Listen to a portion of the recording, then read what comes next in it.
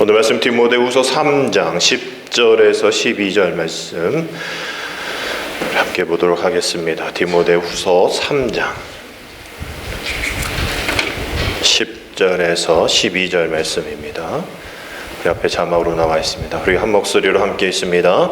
나의 교훈과 행실과 의향과 믿음과 오래 참음과 사랑과 인내와 박해를 받음과 고난과 또한 안디옥과 이그니온과 루스드라에서 당한 일과 어떠한 박해를 받은 것을 네가 과연 보고 알았거니와 주께서 이 모든 것 가운데서 나를 건지셨느니라. 무릇 그리스도 예수 안에서 경건하게 살고자 하는 자는 박해를 받으리라. 아멘.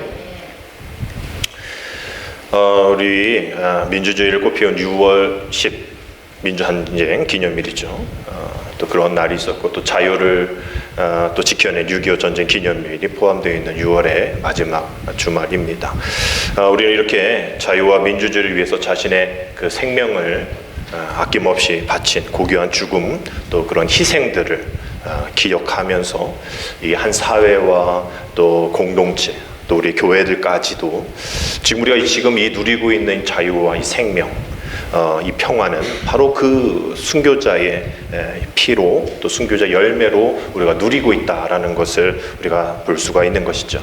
그래서 2007년부터 우리 감리교는 이런 순교자의 열매, 순교의 열매를 기념하면서 복음을 위해서 목숨 바쳤던 이들을 또 기억하면서 그들의 마음 속에 또 그들의 삶 속에 진리의 말씀이 심겨졌고 그 말씀이 자라나서 그 말씀이 열매 맺고 그 열매가 희생으로 드러나는 그런 일들을 우리가 기억해 보는 그러한 이 순교자 기념주의를 우리가 갖고 있습니다.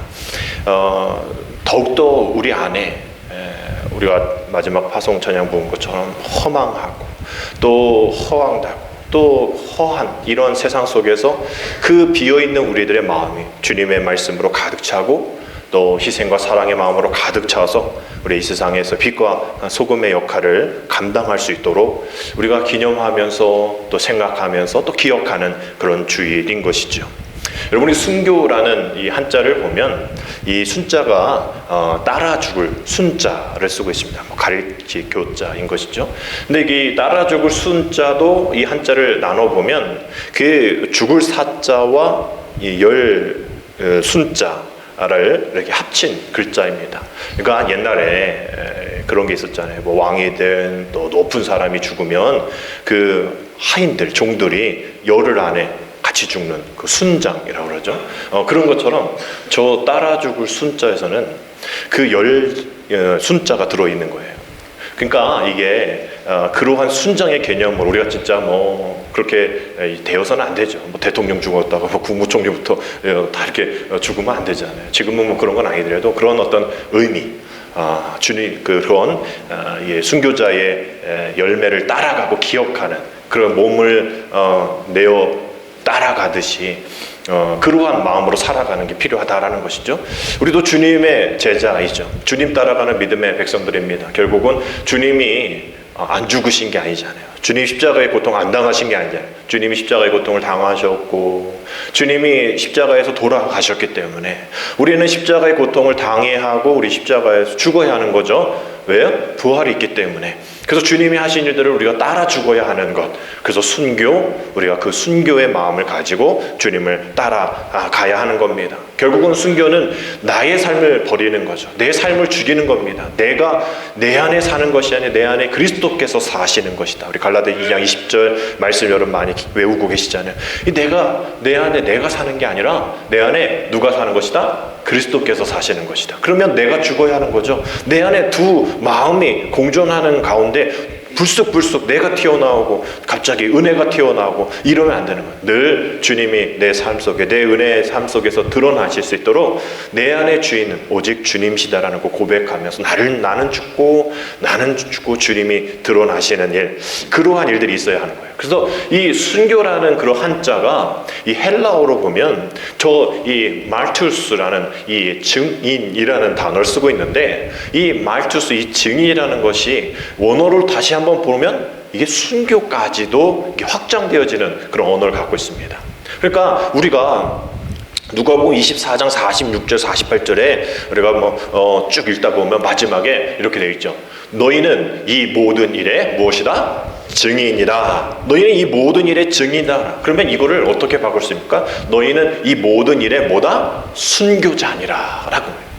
우리가 그냥 무심코 읽었던 이 누가복음 24장 48절 이 말씀이 우리가 증인할 때는 뭔가 할 수 있을 것 같은데 너희는 이 모든 일의 순교자니라 이러면 좀 다가오는 게 좀 다르죠.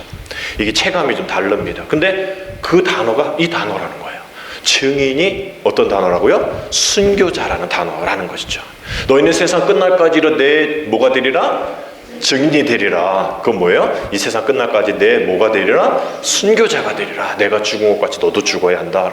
섬찟한 그러한 말씀이지만 진짜 죽으라는 게 아니라 아까 말한 것처럼 내가 죽고 주님이 살 수 있는, 내 가정에서, 내 사회 속에서, 내 교회 속에서, 내 생각 속에서 나는 죽고 주님이 사실 수 있는 그러한 삶을 살아야 한다라는 이야기인 거죠.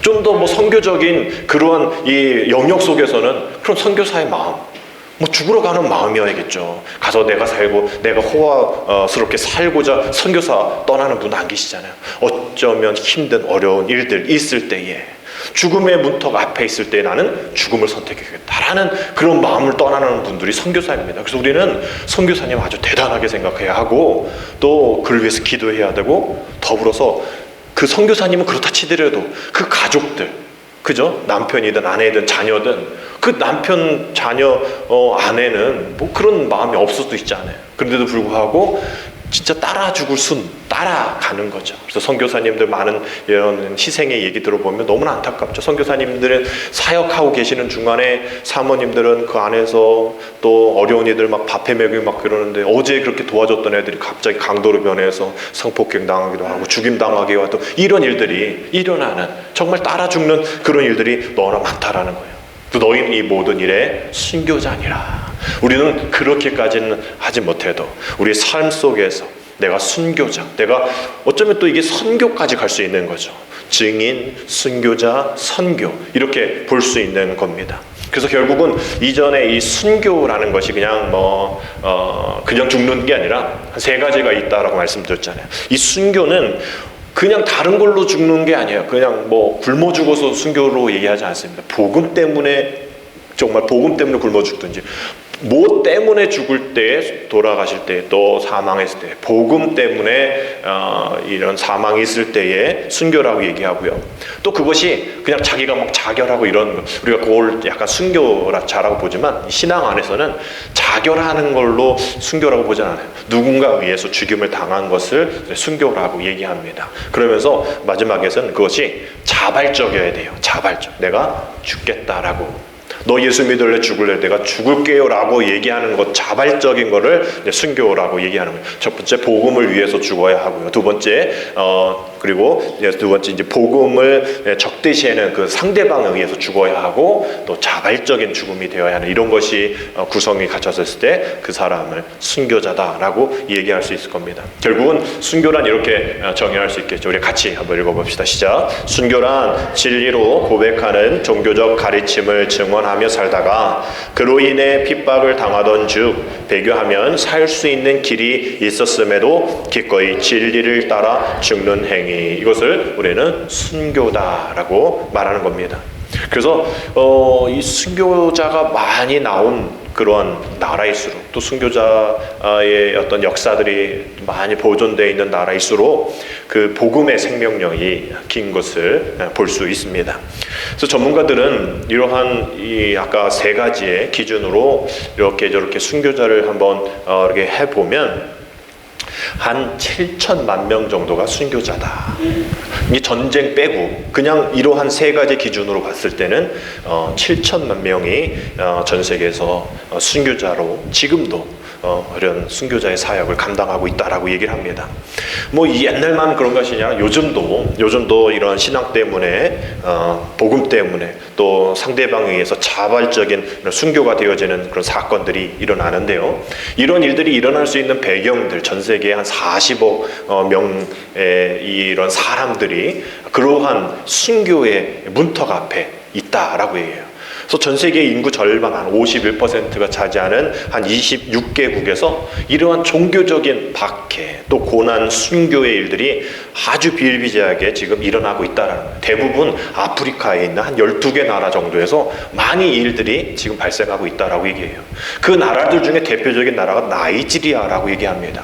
우리가 뭐 그런 나라 잘 못 가니까 어디 있는지 잘 모르지만 하여튼 지금 이 나이지리아가 많은 어려움들이 있다. 지금도 예수 믿는다 하면 죽는 그런 곳이 나이지리아 이런 거예요.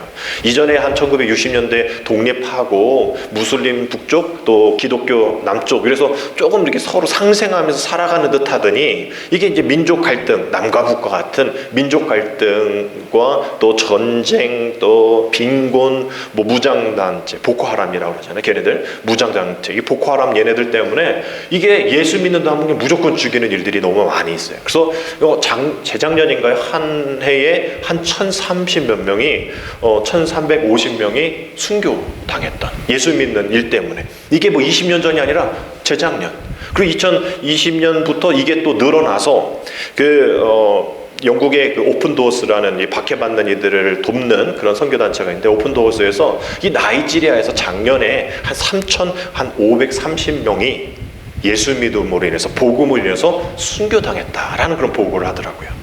3,500명 3,500명이 작년에 한 해 동안 그들 뭐 내전이라고 얘기하자면 그 내전 안에 예수 믿을래 죽을래 하고 있을 때 내가 죽겠습니다 라는 그런 일들이 있었던 3,500명의 신앙 때문에 순교를 당한 일들이 20년 전이 아니라 작년에 있었다라는 거예요. 전 세계적으로 이렇게 많은 곳에서 순교자의 일들이 일어나는데 요즘은 그러한 박해국가 아니더라도 이러한 단어를 쓰면서 정중한 박해, polite persecution이라는 이런 단어를 쓰면서 정중한 박해라는 게 요즘 많이 회자되고 있는 단어들입니다. 어떤 거냐면 박해긴 박해인데 막 죽이진 않아. 근데 박해예요. 근데 정중해. 무엇으로? 어떤 사회적인 관념, 또 사회적인 어떤 이런 규범, 문화적인 규범에서 안 돼, 하지마, 폐쇄, 없애, 뭐 이런 거. 근데 이게 정중한 박해의 폴라이트 퍼스쿠션 지금 우리도 약간 당하고 있는 듯한 그런 느낌이 있습니다. 이 사회적 거리두기, 방역 이것 때문에 교회 폐쇄해. 이런 거예요. 그냥 박해, 죽이진 않아요. 뭐 끌려가진 않아요. 그런데 하지 말래요. 하면 안 된대요. 그런 권리가 있대요. 생명이 중요하지 않냐? 종교가 중요하냐? 생명이 중요하냐라고 했을 때 생명이 중요하지 않냐? 많은 사람들이 그렇게 얘기하잖아요. 종교보다 지금 생명이 중요하지. 이게 바로 polite persecution이에요. 정중한 박해라는 거예요. 그러면서 다른 지역에서는 그러한 이 박해를 받는 사람들을 그 시민의 그 아랫단계 제2의 시민으로 어떤 문서라든지 어떤 정보를 주지 않는 왜? 넌 종교인이기 때문에. 그러면서 어느 나라에서는 우리도 약간 교회를 그렇게 보긴 했죠. 코로나19의 전염의 진원지다라고 얘기하면서 교회 다니는 사람 학교도 못 나가게 하고 막 회사도 못 나가게 하는 그런 것처럼 다른 나라들은 이런 지혜와 또 지식이 없는 그런 나라들이잖아요. 그러니까 그런가 보다 하는 사람들이 있어. 교회 다니는 사람은 전염병 옮기는 사람들이야. 이런 게 지금 정중한 박해에 해당하는 그런 것이죠. 그러면서 이렇게 이동식 전환 또 이동식 그러한 이 감금시설에 종교인들을 막 가둬놓는 거예요. 이전에는 명분이 없었는데 이제 코로나라는 명분을 집어넣고 막 감금하는 겁니다. 그래서 5월에 박해감시 단체인 릴리스 인터내셔널이라는 단체에서 이 박해받는 형제 자매를 위한 중보기도의 시간이 5월 30일 정도 있었어요. 그래서 거기에 문구를 이렇게 보고 어떤 일들이 있었나 어떤 간증이 있나 이렇게 쫙 봤더니 그 어떤 분은 그런 폴라이트 퍼스쿠션처럼 이 정중한 박해 때문에 이리로 들어가세요. 교회 다니면서 이리로 들어가서 했는데 들어간 곳이 컨테이너라는 거예요. 근데 사막 한가운데 있는 컨테이너인데 거기에 무려 2년을 감금해 있었다는 거예요. 근데 그거 뭐 했다고요? 너 예수 믿잖아. 예수 믿는 게 뭐요? 전염병자잖아. 그러니까 여기 들어가 있어? 컨테이너에 사막에 2년 동안 갇혀 있다는 거예요. 그러니까 2년 동안 컨테이너 아침에는 막 뜨겁죠. 그냥 옆에만 대도 그냥 뜨끈뜨끈하고 그냥 살이 막 데이는 그런 상황. 또 저녁에는 춥잖아요. 그런 과정을 2년 동안 겪었다라고 그렇게 간증을 하더라고요. 그러면서도 그러한 이 상황이 이 성경에서 바울과 실라가 감옥에서 찬양하고 문이 열리는 그런 기적을 경험했던 것처럼 나도 이 상황 속에서 억울하지만 내가 뭐 잘못한 거 없는데 억울하지만 예수 믿는 걸로 인해서 내가 고난받는 거 그게 유익이 될 수 있도록 내가 한번 힘써보다 기도해보자 라면서 계속 막 찬양을 불렀대요. 그러니까 밖에 있는 그런 감시는 야 조용 좀 해. 그래도 계속 찬양하고 계속 찬양하고 그래도 정말 2년 뒤에 문이 열렸다라는 거죠. 그러면서 이 과정이 그냥 나 혼자의 찬양이 아니라 지금 나를 위해서 수많은 곳에서 기도하는 이들의 기도 때문에 이게 바로 바울과 실라가 감옥에서 기도하고 문이 열리는 그런 경험이구나. 이게 비록 2년이라 어떤 분들이 20년이나 들어가 있는 분들도 계신데 정말 하나님의 은혜구나 하면서 그런 고백을 하더라고요. 지금도 마태복음 16장 24절 25절 말씀처럼 이에 예수께서 제자들에게 이르시되 우리 같이 읽읍시다. 누구든지 나를 따라오려거든 자기를 부인하고 자기 십자가를 지고 나를 따를 것이라. 누구든지 제 목숨을 구원하고자 하면 잃을 것이요 누구든지 나를 위하여 제 목숨을 잃으면 찾으리라. 막 내가 그 컨테이너에서 살려고 발버둥치고 억울하다고 막 그러지 않고 하나님 이게 그 고통이구나 그 고난이군요 이게 순교의 길이군요 라면서 기도했더니 살려주셨다라는 이 고백, 이 말씀을 경험하는 그런 일들인 것이죠.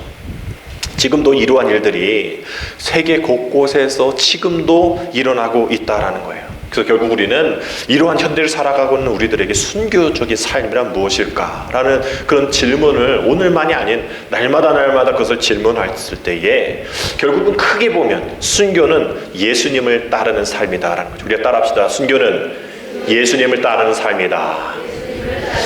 그럼 좀 더 확장돼서 예수님을 따르는 삶이 뭘까? 예수님은 뭐 그냥 살려고 애쓰지 않으셨잖아요. 그냥 날마다 죽으셨잖아요. 자기 목숨을 내어주시는 삶이었잖아. 그러니까 우리 그렇게 고백하고 있어요. 순교는 예수님을 따라가는 삶인데 어떤 삶이냐?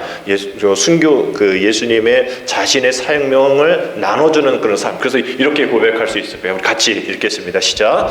순교의 삶은 자신의 목숨을 내어놓으신 예수님을 따르는 삶이다. 아까 그 순교의 세 가지 정의, 원론적인 정의, 여기에 또 순교에 대한 정의, 예수님을 따라가는 삶인데 자기를 부인하고 자기를 버리시면 십자가까지 지시는 그 삶, 그 자기의 목숨을 우리를 위해 내어놓으신 그 예수님의 삶을 닮아가는 것이 바로 순교의 삶이다라는 것으로 우리가 정의할 수 있을 거예요.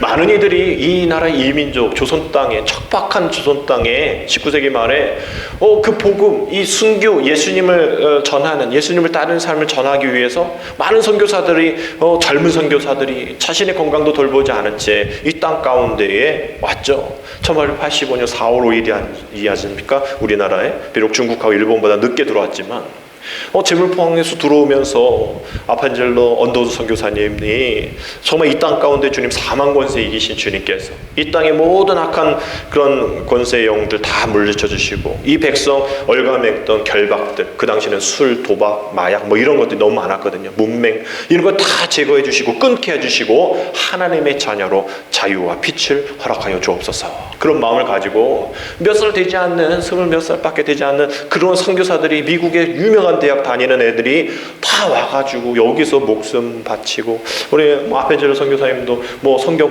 세미나 가다 군산 앞바다에서 배충돌에서 돌아가셨잖아요. 순교하셨잖아요. 그런 사람들이 한두 명 아니라는 거예요.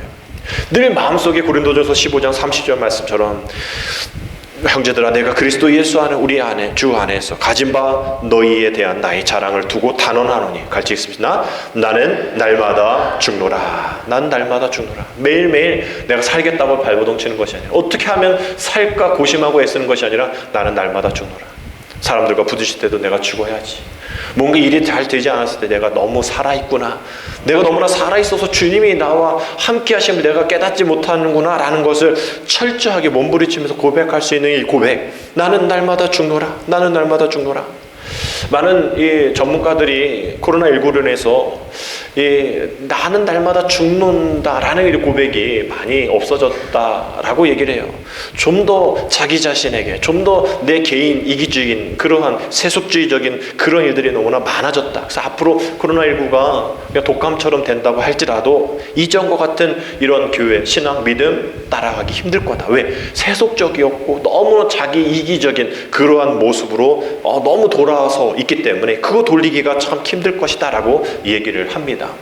그럼에도 불구하고 기대되는 소식 하나가 이 캐논 제이 존 목사님이라는 분이 이 유럽 안에서 이 코로나19로 인해서 더 많이 기도하고 더 많이 모이고, 프랑스 같은 그러한 나라들은 이 어떤 이 무신론의 발생지거든요.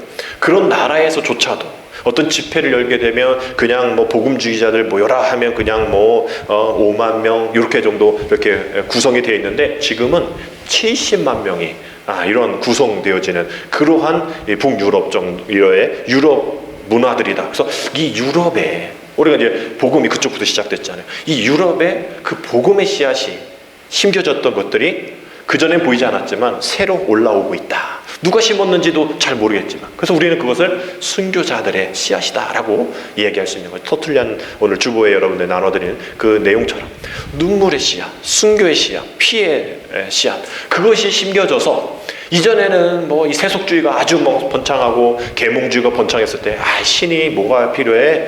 과학이 우선이지, 이성이 우선이지 막 이랬던 애들이 이제 코로나19를 맞닥뜨리니까 이건 뭐 이성도 과학도 아무런 쓰잘데기 없이 그냥 죽어나가는 거예요.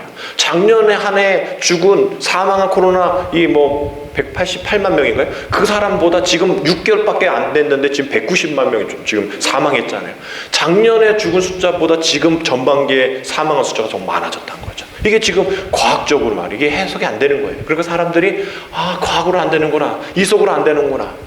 옛날에는 이 신본주의에서 인본주의 넘어갈 때는 그거였거든. 하나님이 뭐야? 하나님이 있으면 2차 세계대전, 1차 세계대전 이 사람들이 이렇게 많이 죽게 해? 이러면서 막 기독교 막 버렸거든요. 근데 이 코로나19로 바뀌어지는 거예요. 하나님이 있나 보다.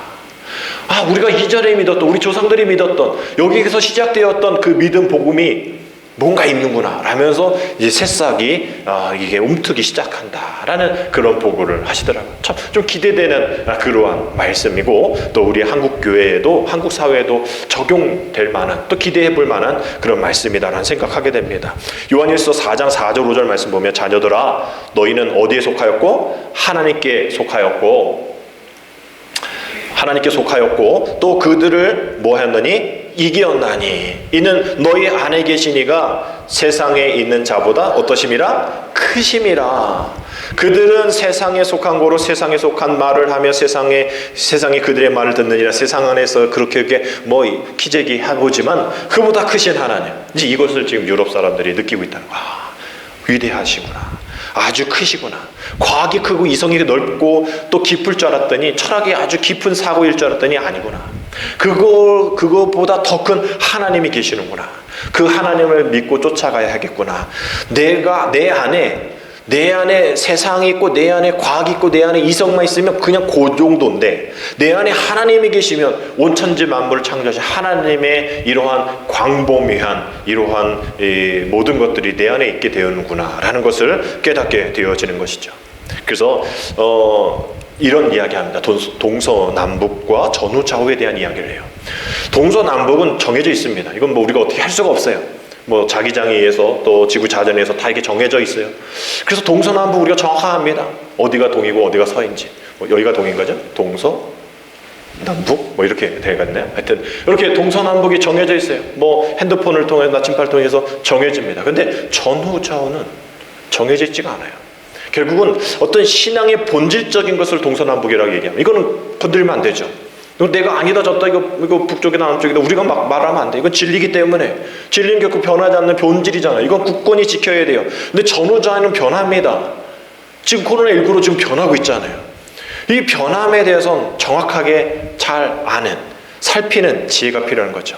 그래서 이 전후좌우만 가지고서는 안 되는 거예요. 왜? 잘못 갈 수가 있는 거죠. 세상 사람들이 다 이 길이라고 얘기하는데 그렇게 가다가 다 죽을 수 있는 넓은 문일 수 있기 때문에, 우리 이 동서남북 이 진리를 굳건히 가지고 이 전후좌우를 잘 살펴야 한다라는 것이죠. 그래서 이러한 때 오늘 우리가 읽은 말씀 앞부분이 우리가 전에 이 말세 때는 어떠한 일들이 일어난다라고 여러분에게 지난주에 말씀드린 것 같은데, 너는 오늘 1절 앞부분의 말씀이에요. 너는 이것을 알라. 말세에 고통하는 때가 이르러 사람들이 자기를 사랑하며 돈을 사랑하며 자랑하며 교만하며 비방하며 부모를 거역하며 감사하지 않으하며 거룩하지 아니하며. 우리가 지난주에 말씀 봤잖아요. 사람을 하나님 사랑하고 이웃 사랑하고 나 사랑하는 거 성경에 있지도 않고, 있는데 이게 어디 있느냐? 여기 있다. 근데 이것은 말세 때다. 말세 때에 자기 자신을 사랑하는 것이다. 지금 순교적인 삶을 살 수 있는 그런 근거들이 되어지지 않는다. 점점 자기만 사랑한다. 전후좌우에 자기의 너무 기준이 있다. 동서남북의 기준이 있음에도 불구하고 말이죠. 그래서 이 말세 때 바울이 디모데를 보니까 이거 참 큰일 났어. 이 목회를 할 이 디모데가 이 전후좌우에 휩쓸려 다니는 것 같은, 아직 어리니까 동서남북이 있어, 진리가 있어, 이거에 치우치면 안 돼. 그러나 그 디모데가 처해 있는 상황, 교회, 사람들, 연령대 다 다르게 돌아갈더라도 전후좌우를 잘 살피면서 동서남북으로 살아가야 해. 디모데야, 네가 어떤 고난과 박해가 있다 할지라도 상황에 따라서 전후좌우에서 변하지 마. 너 보고 성도들이 움직여. 그러면 안 돼. 잘 참고 견디는 거 중요해. 라면서 이야기를 하는 겁니다. 그래서 오늘 본문 말씀인 10절, 11절에서 우리 같이 읽겠습니다. 나의 교훈과 행실과 의향과 믿음과 오래 참음과 사랑과 인내와 박해를 받음과 고난과 또한 안디옥과 이고니온과 루스드라에서 당한 일과 어떠한 박해를 받은 것을 네가 과연 보고 알았거니와 주께서 이 모든 것 가운데서 나를 건지셨느니라. 아멘. 지금 바울의 삶을 한마디로 요약해 보세요라면 이 10절 얘기하면 돼요. 10절 11절. 바울의 삶이 어떤 삶이었습니까? 뭐 이런 오래 참은 믿음, 사랑, 인내, 박해받은 고난, 이런 삶을 살았던 거죠. 근데 이 바울이 얘기하고 싶은 진짜 간증은 이게 아니라, 내가 이 정도로 고난 잘 이겨냈어, 나 이렇게 우쭐하는 그 지난주 율법교사와 같은 그런 우쭐함으로 얘기하려는 게 아니라, 그 뒤에 11절에 있는 말씀이에요. 네가 과연 보고 알았거니와 주께서 이 모든 것 가운데 나를 뭐 하시니라? 건지셨느니라. 그러니까 어려워하지 마, 힘들어하지 마. 어려운 상황 속에서, 또 모든 고소와 핍박 같은 상황 속에서 주님이 나를 건질 거야. 주님이 너를 건질 거야. 그래서 이렇게 박해를 받는 그런 상황, 결국은 우리를 두렵게 만들지만 결국 경건하게 살고자 하면 박해받는 일은 당연하다라는 거예요. 경건하게 살고자 하는 사람에게 박해가 없다는 건 아무것도 아니라는 거예요. 그래서 12절에 무릇 그리스도 예수 안에서 경건하게 살고자 하는 자는 뭘 받으리라? 박해를 받으리라. 경건하게 살면 은혜만 있어야죠. 경건하게 살려면 축복만 있어야죠. 아니라는 거예요. 성경은 그렇게 얘기하지 않아요. 경건하게 살고자, 예수 그리스도 안에서 경건하게 살고자 하는 자에게는 늘 박해가 있다. 이건 그냥 동서남북으로 알아야 해 라고 이야기를 하는 거예요. 우리 성경에 보면 성막이 있죠. 우리 한번 더 나중에 한번 성막 세미나 한번 해보고 싶은데, 아주 유익한 그런 성막 세미나가 있다 그래요. 그 성막을 이렇게 보면 뭐가 어쩌고 뭐 이렇게 금이고 뭐 막 이렇게 하는데, 사람들이 조금 안 살펴보는 게 하나 있다 그래요. 그게 뭐냐면 바닥재예요. 바닥. 우리가 뭐 대리석으로 깔았겠지, 뭐 다 금이니까 금으로 깔았겠지. 성막은요, 그냥 광야 바닥으로, 광야 바닥, 뭐 이렇게 옮기기 쉬우려고 하는 것도 있겠지만, 성막은 바닥이 금도 아니고 대리석도 아니에요. 그냥 그 뜨거운, 또 저녁된 차가운, 그냥 흙먼지 나는 그냥 바닥인 거예요. 성막 세미나 때 그거 유심히 잘 보라고 얘기합니다. 바닥이 아무것도 되어 있지 않아요. 그냥 돌짝이에요. 때로는 모래예요. 옮길 때마다 어쩜 다른 그런 뭐 뱀도 있을 수 있고. 그런데 주님은 그거에 대해서 아무 얘기잖아요. 그냥 그대로 둬라. 다른 것 하지 말라 얘기해요. 결국 우리의 삶은 역시 고난일 수도 있다는 거죠. 핍박한 그냥 우리의 일상일 수 있는 거예요. 그 성막 안에 있다 할지라도 말이죠. 근데 뭐 요한계시록 보면 새 예루살렘 성막에 대한 얘기를 할 때는 뭐 진짜 금으로 만든 바닥이고 막 그렇잖아요. 그러니까 결국은 이거 이 땅 속에 살 때는 그냥 이 땅 안에 광야와 같은 삶 속에 살아있는 우리들이다. 그 안에 핍박도 있고 먼지도 있고 또 억울함도 있고 그렇지만 그 성막이라는 걸 생각하는, 하나님의 임재하심이 있는 곳이라는, 하나님이 보호하여 주시는 곳이라는 것을 기억하라라는 거예요. 그러니까 너 목숨 살려고 너무나 애쓰지 말라. 마태복음 10장 38절 39절 또 자기 십자가를 지고 나를 따르지 않는 자도 내게 합당하지 아니하니라. 우리 39절 같이 읽습니다. 자기 목숨을 얻는 자는 잃을 것이요 나를 위하여 자기 목숨을 잃는 자는 얻으리라. 광야와 같은 이 세상 속에 살아가면서 나를 위해 목숨을 잃는 삶, 정말 남을 위해 목숨을 잃는 삶, 그런 순교자의 삶, 우리 주님께서 지금 우리에게 원하십니다. 누가복음 14장 27절에서 누구든지 자기 십자가를 지고 나를 따르지 않는 자도 능히 내 제자가 된다 안 된다? 안 된다. 되지 못한다. 십자가를 져야지. 십자가를 져야 고난의 길을 가지. 내가 간 것처럼 십자가를 져야지. 그래야 부활이 있지. 우리 주님의 십자가를 지고 따라야 한다라는 거, 예수님의 제자라면 말이죠. 우리가 지난 우리 교회 설립 이전 7주 동안 우리 요한계시록 소아시아 7교회를 살펴볼 때에 여러분 거기에 순교자, 이 버가모 교회 순교자 그 한 명 이름, 폴리카본 이름 나와 있지 않는 사람이고 그 순교자 이름 한 명 누군지 여러분 기억하십니까? 2장 13절에 나와 있는데 누구죠? 거봐 다 잊어버렸어. 안디바잖아요. 안디바. 버가모 교회 순교자 이름 나와 있는 한 사람 안디바잖아요. 우리 13절 같이 읽겠습니다. 네가 어디에 사는지를 내가 아노니 거기는 사탄의 권자가 있는 데라. 네가 내 이름을 굳게 잡아서 내 충성된 증인 누구? 안디바가 너희 가운데 곧 사탄이 사는 곳에서 죽임을 당할 때에도 나를 믿는 믿음을 저버리지 아니하였도다. 내 충성된 증인 안디바라고 되어 있어요. 그 사탄이 사는 곳 그냥 광야예요. 성막이지만 그냥 바닥은 광야입니다. 그곳에서 뭐 했다고요? 죽임을 당할 때에도 버가모교 성도들이 안디바가 죽는 것을 보면서도 믿음 버리지 않았다라는 거예요. 그러면서 안디바를 뭐라고 합니까? 내 충성된 증인이다. 안디바, 안이 이제 안티라는 거잖아. 반대, 티바는 아빠라는 얘기인데 일단 아빠를 반대한다 이런 건 아닌 것 같아요. 이 아버지가 이 이름을 줬다면 아버지처럼 살지 마 이런 것일 수 있어요. 근데 이 신앙적으로 보면 안티바스, 안디바는 안티라는 게 반대와 동일하는 뜻을 갖고 있다라고 그때 설교 시간에 말씀드린 것 같아요.